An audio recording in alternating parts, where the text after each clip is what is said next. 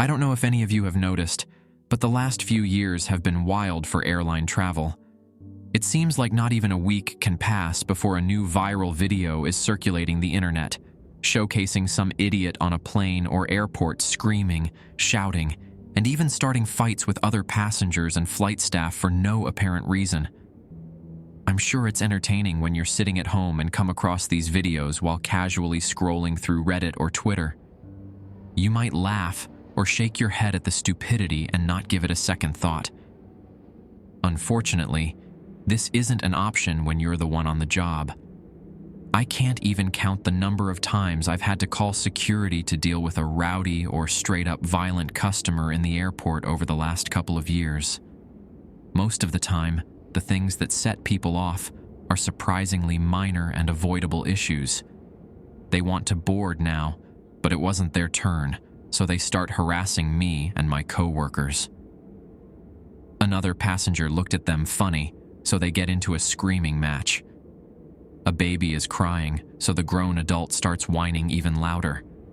The person in front of them took the last chocolate donut with sprinkles from the airport bakery, so they start throwing punches. You would not believe the stuff I've seen. Needless to say, I got tired of it. Getting up to go to work, wondering what kind of unhinged maniac was going to make a problem for me, lost its appeal. So, I started to look for a new job. A few weeks into the job search, I began to get doubtful that I would find a suitable replacement. Seeing as my only tangible skills and experience were in the airline industry, I didn't have much more than other airline jobs within realistic reach. Though I didn't have a problem with relocation, if it meant I was going to end up in another major airport, I had no interest. During one 3 a.m. job search after my long shift at the airport, running on nothing but the jittery movements from the room temperature coffee, I found a new job listing. One Pine Airport, a rural airport in the Midwest. I sat up and took another sip of coffee. The pictures for the place gave an idea of the size, and it looked tiny. Only a couple of runways, a single terminal, and a cute internal design reflective of the forestry that surrounded it. Perfect for me, I thought. I imagined there would not be nearly as many people to deal with. I scrolled down to the job details, and to my relief, it was for the exact same job I had already been doing. The only difference was that it required frequent night shifts. I had done plenty of night shifts before, but doing a few more of them made no difference to me. Surprisingly listed was the pay. I couldn't believe my eyes. They were offering more starting than I was being paid at the airport I had been at for over 3 years. Now, wide awake, I eagerly uploaded my resume, filled out all of the application questions, and even spent the next hour crafting an unnecessary cover letter. I headed to bed with the hope that my days at overflowing airports might be over. The next day, as I was getting ready for work, I opened my phone to scroll through notifications and check emails. To my disbelief, I had one from the job I had applied for only hours earlier. The manager at the airport, who had posted the job, requested an interview over Zoom. I quickly replied, and we settled on a time during my lunch break that very day. The first few hours of work breezed by, and as I boarded flight after flight of passengers, I couldn't help but think about the upcoming interview. When it came time, I was nervous as hell, but my fears were diffused within the first minute. A bald, well-kept, and well-dressed man joined the meeting room and greeted me with a warm smile. He introduced himself as James. I couldn't have asked for a more friendly interviewer.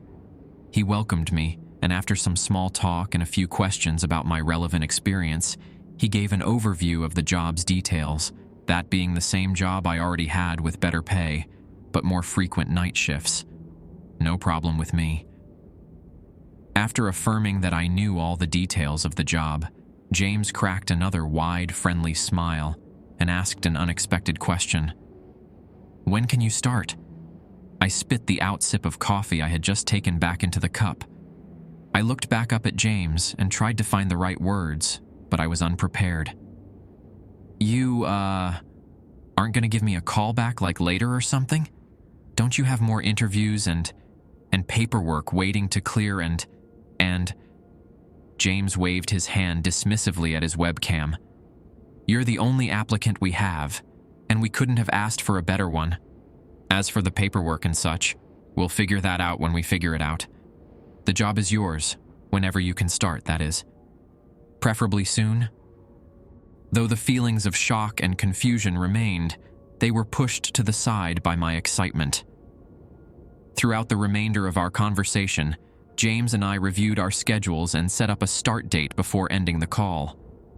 I sat back in my break room chair with a sigh of disbelief and a chuckle.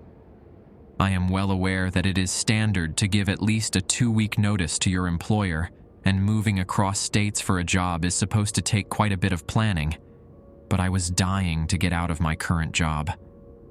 Through both eagerness and maybe a little stupidity, we settled on a day only a little over a week away. At the end of my shift that day, I let my manager know I had to be done in a week. Though she wasn't happy, she assured me it wouldn't be a problem. My final day was nothing short of horrendous. A couple had come up, demanding and screaming that I refund their tickets for no apparent reason. On top of that, they still wanted to fly.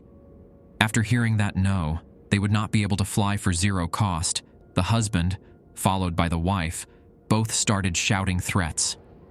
Security was quickly called to the terminal. As soon as they arrived, I checked my watch to find that my shift was over.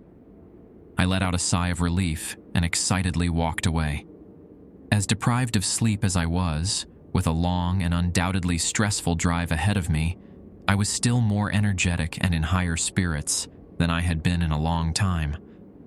Surprisingly, the drive went off without a hitch. I arrived earlier than expected and checked into the motel room I rented for the week, so I had time to get the move figured out. After dumping a few boxes of personal items and a suitcase of clothes into the room, I turned off the lights. I passed out as soon as my head hit the pillow. I energetically awoke that evening to prepare myself for my first shift. I quickly got dressed and started the drive in hopes of arriving plenty early. Naively, I hadn't considered how my unfamiliarity with the roads would slow me down, and after a staggering amount of wrong turns, I arrived at the little airport with only minutes to spare. The airport was even smaller in person than I had imagined it to be from the pictures. I quickly walked through the entrance and was greeted by the small team of security. After notifying them that I was there for work and that James had been waiting for me, they hurried me through without so much as a question. The security, the architecture, the beautiful scenery that surrounded it, nothing about this airport couldn't have felt more welcoming. I walked through to find the single terminal inside, devoid of any passengers, with James sitting behind a counter at the end. After a moment, he looked up, and upon making eye contact with me, his tired face lit up.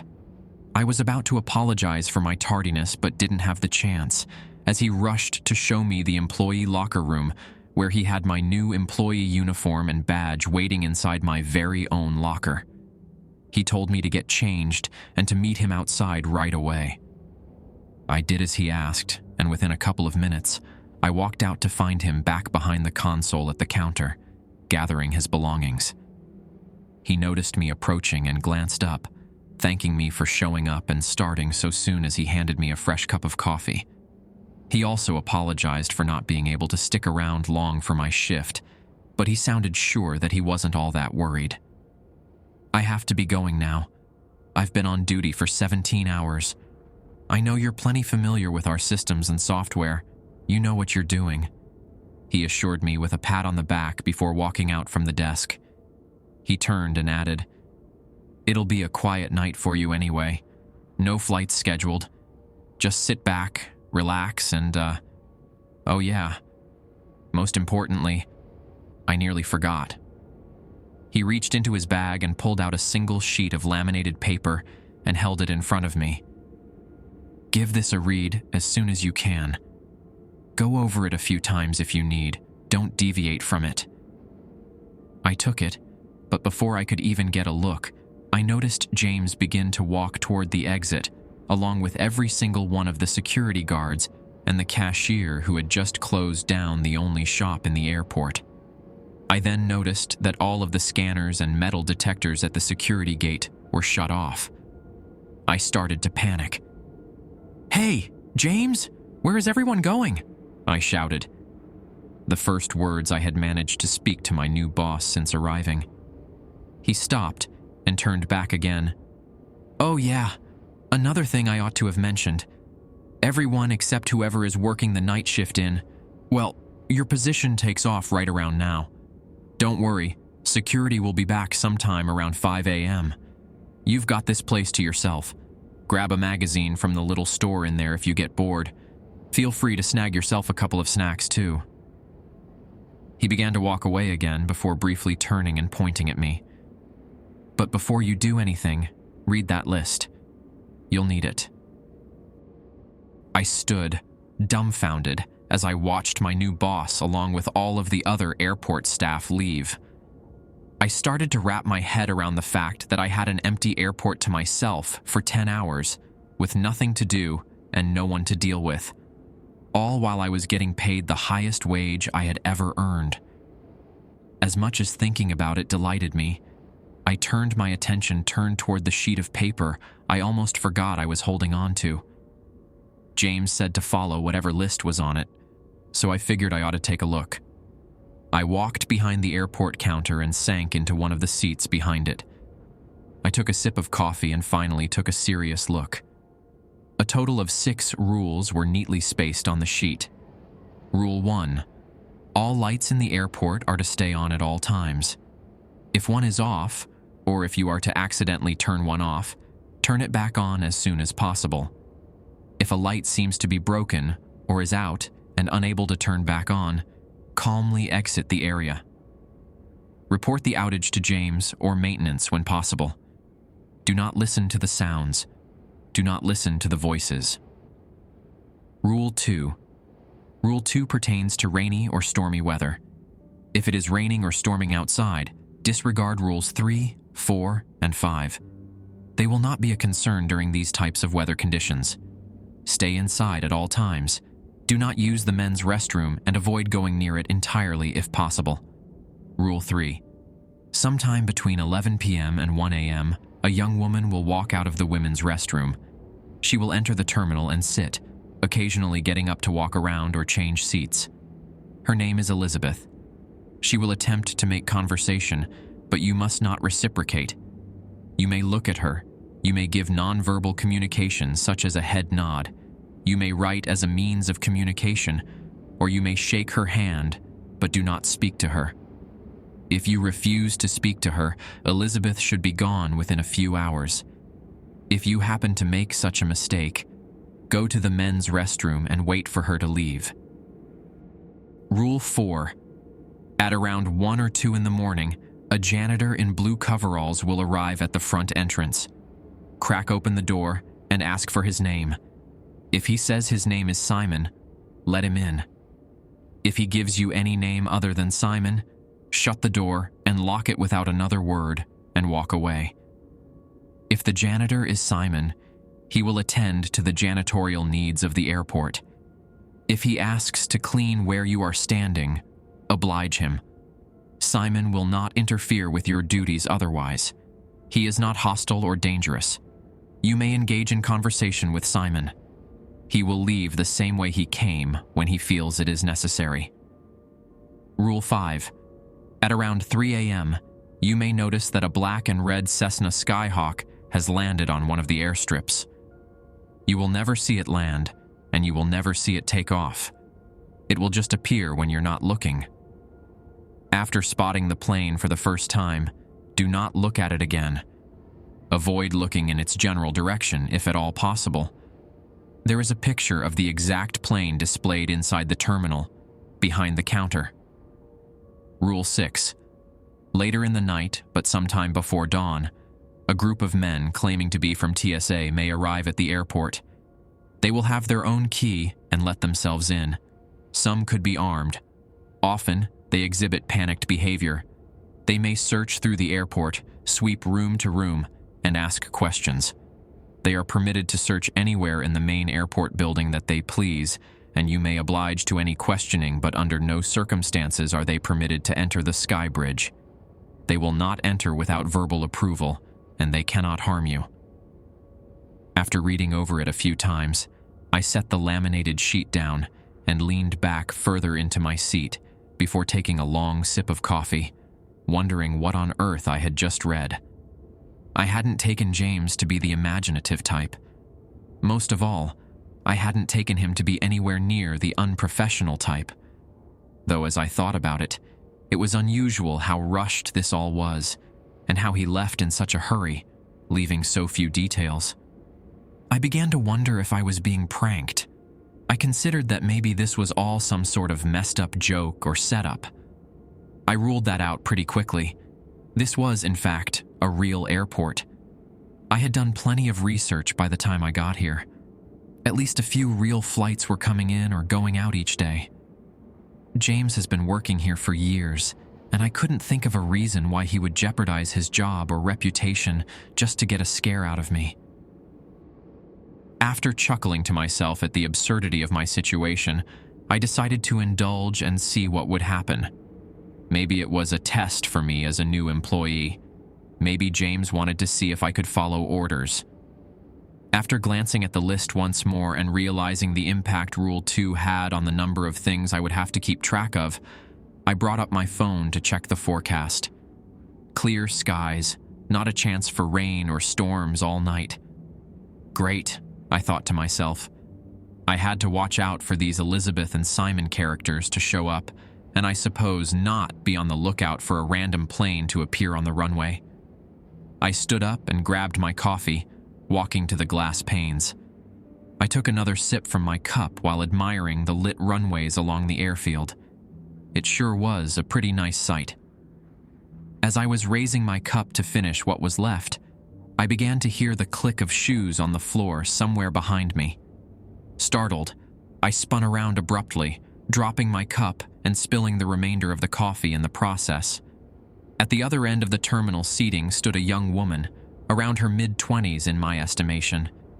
She was holding two large leather suitcases in each hand and had an old-fashioned sense of style with a skirt and heels. Most surprising was her stunning beauty and welcoming smile. "Oh, I'm sorry, dear. Didn't mean to scare you," she expressed with a sincere tone. I opened my mouth, ready to assure her that everything was fine, but I stopped myself. I recalled the list.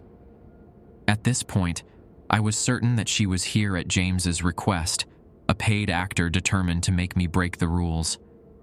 I was more determined not to. Instead, I simply fixed my posture, straightened my uniform, and looked back with a smile. She walked to the counter where she placed her leather suitcases on the ground before closing the distance between us. "Looks like we've got this fabulous airport all to ourselves.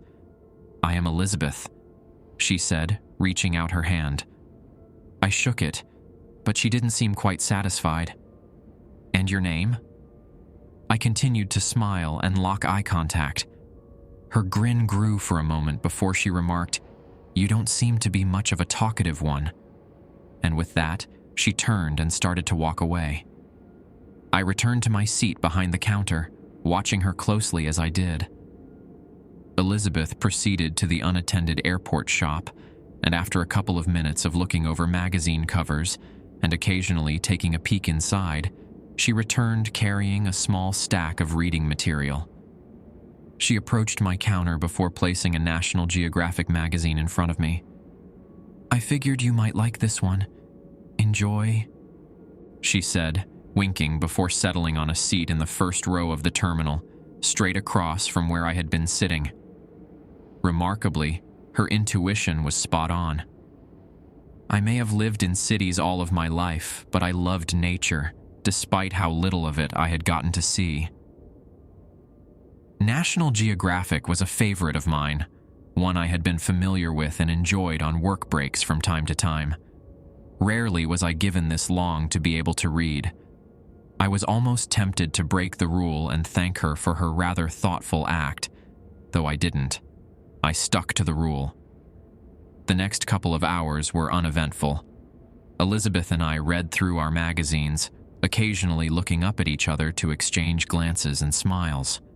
Within that time, she had attempted to get me to talk at least half a dozen more times. I almost gave in when she asked me if I wanted another magazine. At a little past 1:30, I could hear a knock at the front entrance. Elizabeth and I both looked before she remarked, "Oh, that must be the nice cleaner man," with a giggle before returning to her magazine. I walked over to the front doors, and sure enough, there stood a man around his mid-30s, sporting a blue janitor suit, waiting patiently at the door. I unlocked the door and opened it. As he took a stride to enter, I remembered the most important detail from Rule 4. I closed the door halfway and sternly commanded, "Wait." The man looked up at me with a surprised look. I asked him the question, "What is your name?" The man stared back at me as an innocent smile formed on his face. "I'm Simon," he announced excitedly. "The janitor here. Did James let you know I was coming tonight?"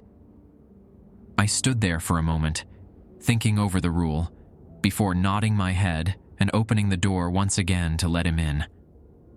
Once inside, Simon walked with purpose to the janitor's closet, which was positioned near the men's restroom. I followed him somewhat suspiciously for the next few minutes as he began to clean, but I eased up once I got the feeling that he was just the janitor around here, and that James made up the whole ask for his name thing to make into one of his rules. I returned to my counter in the terminal and continued to read. Occasionally, Simon would pass by, off to do his duties in some part of the airport, or Elizabeth would stand up to look at the various pictures and paintings on display in the terminal. A good half an hour of this would go on before Simon approached the terminal counter with his mop in hand. He seemed to be eyeing up the 2 leather suitcases Elizabeth had set there. Assuming he wanted to clean where they were, I got up to move them. I grabbed each one by the handle but failed to lift them off of the ground. Confused, I stepped back to see if they were stuck on something. They were not. Just 2 suitcases, left right where Elizabeth had set them. I tried to lift just one. Again, I failed. I tried both hands, putting my back and legs into it with all that I had. It wouldn't budge. I looked back up at Simon, who nodded his head in Elizabeth's direction. I turned to look at Elizabeth, who, after noticing my stare and my apparent inability to move her luggage, smiled and stood up. "Let me get that for you," she insisted. With ease, she lifted both leather suitcases and moved them closer to her seat before lowering them, this time letting them drop a few inches. When they hit the ground, a boom echoed through the airport, and I flinched in surprise. I looked back at Simon, who hadn't seemed shocked at all. He just continued to mop. I slowly made my way back to my seat, not taking an eye off Elizabeth for 1 second as I did. After a few minutes, she looked back up from her magazine, noticed my stare, and returned to her reading with a grin. She seemed to find my shock amusing. Eventually, Simon noticed my surprise as well. He paused his mopping and approached me before raising his head. I know. Stick to the rules, and everything will be just fine. Trust me," he stated quietly. I nodded my head in response. Simon went back to his cleaning. A few minutes passed before Elizabeth had something new to say. "What a remarkable aircraft," she exclaimed, looking out the glass panes facing the runways. I followed her gaze to the lone black and red airplane positioned on the runway. I turned around, looking at the picture displayed behind me. It certainly looked like a match. I turned back to the window and felt my heart sink. A silhouette of a person now stood next to the plane, facing the airport and the windows of the terminal. "Stop looking at it," Simon sternly muttered from behind me. I looked back at Simon, who quickly cowered, seemingly ashamed to have raised his voice at me, but I was grateful he had. I read over Rule 5 again, specifically where it stated to not look at the plane twice. I murmured insults at myself under my breath, but they didn't have much room between my now heavy, frantic breathing. My eyes darted through the other rules. I chose to focus on that sheet of paper. At least it was something other to look at than the plane outside. This went on for a good 10 minutes or so, and my breathing started to calm down. I had begun to pray in my head that whoever and whatever that was would go away when Elizabeth suddenly approached my counter. I snapped my head up in a jittery movement to make eye contact with her. "I'm going to get some more reading material. Want another one of those?" she asked, reaching a hand out to my National Geographic magazine. I looked up and nodded, forcing a smile. As she moved away, my gaze didn't, and once again I found myself looking at the plane on the runway, the silhouette now standing hundreds of feet away from the plane, even closer to the building, and still staring in my direction. Chills ran up my spine as I snapped my gaze back to my desk. I began to shake with fear, and the manic breathing returned. Moments later, Elizabeth returned and placed a new magazine on the counter before running a hand over my shoulder, seemingly to comfort me. Simon then put his hand on my back. "He'll be gone soon, and so will the plane. Just don't look at it again," he assured me. "Mind if I clean here?" he then asked. I got up and walked to the end of the counter, watching Simon thoroughly clean the floor before I looked up and let out a soft, "Thank you." He nodded and smiled back. "What was that?" Elizabeth asked. I turned towards her. "Oh, I was just thanking Simon for..." My error occurred to me before I could finish speaking. My eyes locked on Elizabeth as she stood up from her seat, and her smile faded. Her eyes and nose began to bleed profusely as she started to sob, lightly at first, then hysterically. She let out a bellowing screech, a mix of pain and anger. She picked up one of her suitcases and hurled it at me. I barely dodged the ridiculously heavy object before it crashed into the wall behind me. Luckily, I was quick thinking this time and made a run for the men's restroom, recalling Rule 3. She chased after me, but I slammed the door shut in her face and locked it. Elizabeth pounded on the door with furious anger a few times but gave up quickly. "So that's how you dance, is it, love?" "I can play that game." She snickered before flipping a light switch outside of the bathroom. The clicking of her shoes faded away. A few minutes of silence passed before laughter started to become audible from the other side of the door. One voice grew to two, two voices grew to three, three grew to 10. While others continued their now hysterical laughing, some began to scream. I crumbled to the floor, covering my ears as the voices went on, only stopped by another flip of the switch. Light beamed through the bottom of the door. "It's over now.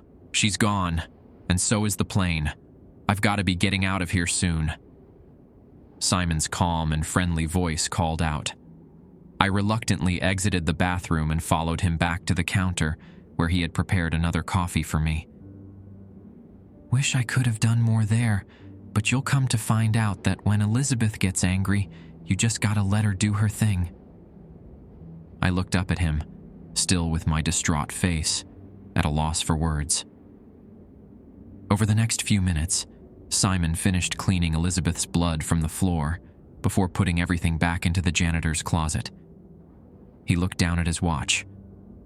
"I better get out of here. Good luck with the rest of your night. I hope I'll be seeing you soon," he said, letting out a sigh as he again looked at me in pity. I think he knew how shaken up I was. It was like he had seen people in my position before. Something told me he doesn't have a choice on when he leaves. After I watched him exit the door, I returned to my seat behind the counter. I began to feel alone and afraid, but the loneliness wouldn't last at least. Only minutes after Simon left, the doors swung open, and men in tactical gear, most of which had their faces covered in masks and goggles, rushed through the door.